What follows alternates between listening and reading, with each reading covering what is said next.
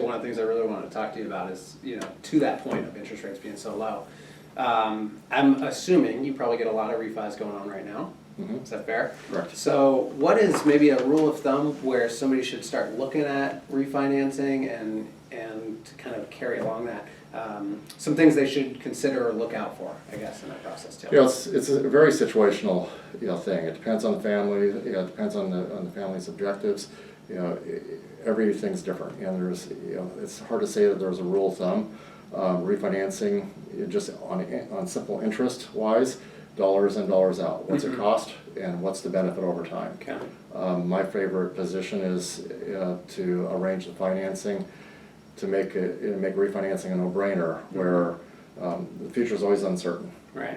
It's hard to know how long a family's going to stay in the home. Mm-hmm. It's even harder to know where interest rates are headed. Yes. And especially if they're headed down, you may be an opportunity to refinance in 6 months from now and benefit again. So my favorite positioning on that is to do the financing without having a client incur any costs. Okay. And so you do that as a result of increasing the interest rate to essentially finance the closing costs into a little bit higher interest rate. Yeah. But it's all relative based on what they have currently. Yeah.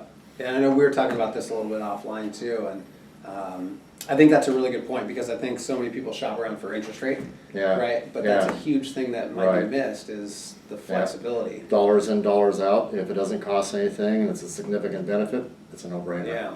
Is it fair to say then that typically, if you look at refinancing or mortgage in general, well, let's say refinancing, the more costs up front, the lower interest rate, the less costs up front? Correct. Okay. Right. Great. Right. Okay. And that's a sliding scale, and and to think of that, the lower the interest rate, the more equity you have to use in order to refinance. That makes sense. And so that's that money that you're putting at risk. What happens if interest rates fade down by another 0.5 percentage point in 6 months' time? Yeah. That money that you're spending on costs is at risk. Yeah.